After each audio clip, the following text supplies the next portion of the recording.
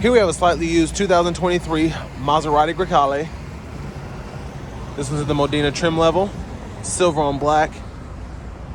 Now for the powertrain, we get a 2-liter turbocharged 4-cylinder mated with a mild hybrid system, and that all goes through an 8-speed automatic transmission. That gets us 325 horsepower, 332 pound-feet of torque. This one just has a little under 4,500 miles here at Auto Pro of Nashville. But to the front end here, I love the LED headlamps, LED daytime running lights, and then in typical Maserati fashion, just a nice, beautiful front fascia here. It's very nice to look at. It's very different, I think. Now, as we come around the wheels here, these are 20-inch aluminum.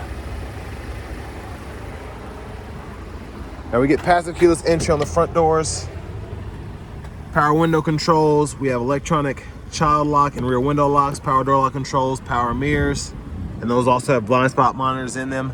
Now this is a very, very good sound system here. This Sonus Faber premium sound system, it's incredible. I tested it out already, especially for it to be in the middle trim here on this Modena, but that's how we open the door. And then if that ever is an issue, you don't have power, that'll manually open the door using that latch there.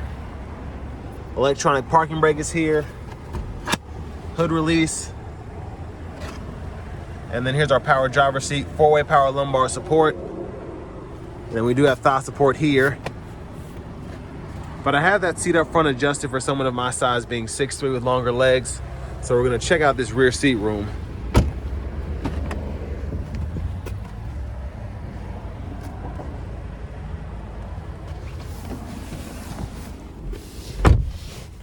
So certainly not terrible room back here. I'm 6'3". Again, sitting behind myself, I can fit. It's doable.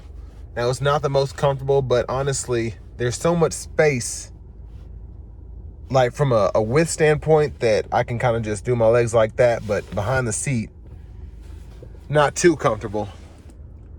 The rear AC vents are there. There's a USB-C, USB-A charge port. There's a view of the front from back here. Panoramic sunroof. And then this middle seat folds down, bottle holders are there, then a little phone slot as well. I do like the little things though, like how the Maserati logo is embossed even in the rear headrest. That's nice. Grab handles here. And then these lights, you can click those on or off.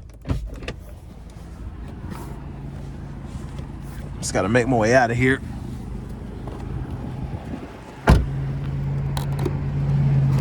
Gas cap is there. Now as we come back around to the rear end, nice LED tail lamps. Now one of my favorite things about these are the exhaust systems. For it to be a 2-liter turbo 4, it sounds pretty good.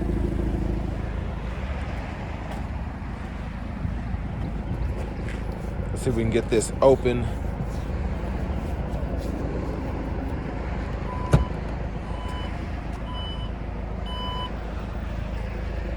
And decent cargo space. Tire inflator kit underneath there. Top tethers on the back of the seats. It looks like we can fold the seat down on either side there by pulling the lever. And then there's a 12-volt right in there.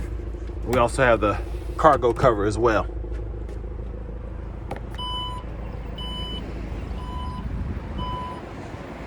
Now as we come around to the rear passenger side, if you want to fold the seat down, pull right here. Pretty easily folds flat, and then you just have to pull it back up to get it back into place, snap it in there, and then the anchors are right back in there for the car seats.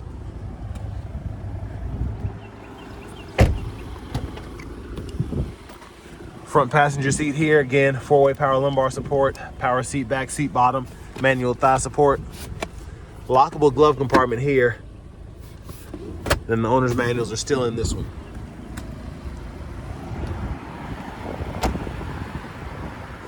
Now as we come back around to the front end, we're gonna pop the hood. And there's that 2-liter turbocharged 4-cylinder. Again, 325 horsepower, I think 332 pound-feet of torque. But it's pretty cold out here. Let's go ahead and hop in the driver's seat. So leather wrap steering wheel here. There's the horn sound. Now over here to the radio, navigation screen is here. And that's a pretty good picture there. You can just search destinations and you have shortcuts. You can type it out, all of that. Home page, I like that. You can kind of customize it for audio. We get our AM, FM, XM, Bluetooth, and then we have that wireless CarPlay and Android Auto compatibility. Now in your vehicle settings here, you can pull up tire pressure monitors, oil level, a few other things.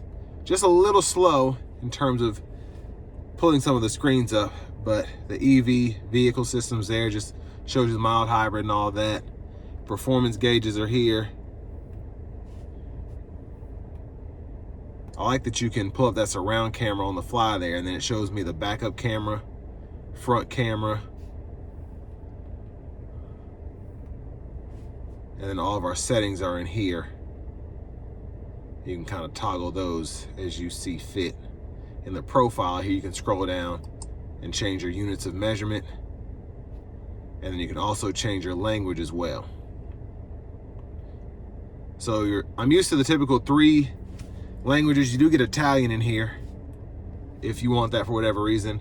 And then all of your apps are right in here.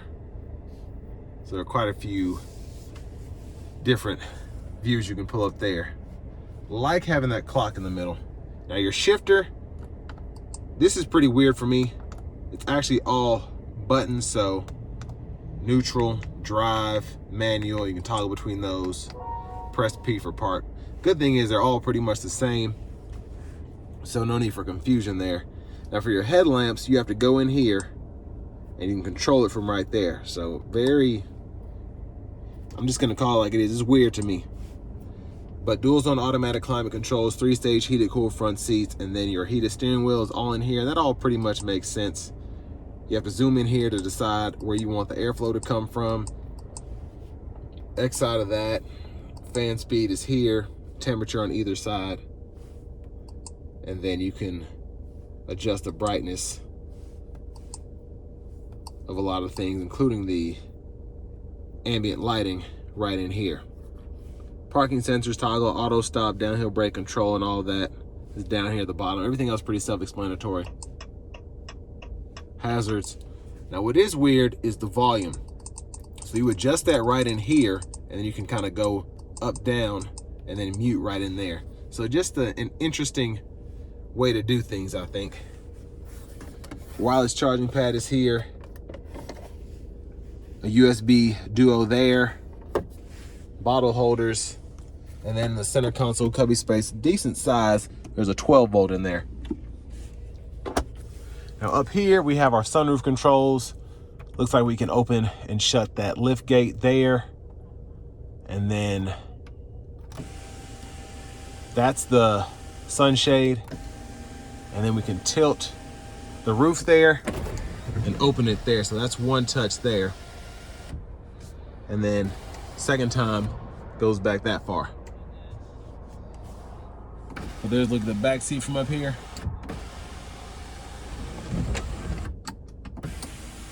Then we can one touch close the sunshade, which is nice. Garage door transmitter. I like how nice and padded the vanity mirror feels. And you just have that one light there, but it is pretty bright and it looks nice. Now back to the steering wheel. Blinkers are here. High beams, you can flash there. We have our automatic wipers here. So one time off. And then we have the, okay, so that's one time. Is that for the back? Yeah, okay, so one time back here, one time front here, and you actually control the wipers from here. So off, 2 levels of auto sensitivity, then low and high for the wipers. And then your rear wiper control is right in there. So that turns it on, and then you hit it again, turn it off. So very interesting. And then I reckon you pull up and push back for the wiper fluids. Yeah, it's a very, very interesting setup. And we have the paddle shifters behind the steering wheel. And then forgot to mention the lane keeping system, or active lane management, excuse me. You can toggle that on or off there.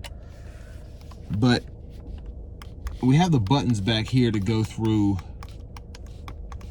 radio stations, and then for volume right here. So it's kind of interesting that they're hidden right here. So if you're using the paddle shifters, you have to go from here to here, or if you're trying to quickly grab the controls, you might accidentally hit the paddle shifter. Just something that was, I don't know how much thought was put into that. But Bluetooth controls are here. Your phone is not connected yet. Voice recognition's right there. And then the other Bluetooth controls there. We can go up and down in the actual gauge cluster here through our different menus. And then this button takes us to that left side, quick action. We can pull up the cluster layout, heads up display, recent calls, and then we can change the actual left side, what's in that middle there, by hitting this button. Now with the active lane management, we can go ahead and put the active driving assist on with the lane detection and get the full suite of driving help there. Set the speeds, resume, cancel, adjust the gap, limiters there. And then for our drive modes, we can just scroll through those three there, and you can adjust your suspension from sport to normal. The push button starts here. It's a quick look at the heads up display. And finally, here is the key fob, which is very nice. I will say that.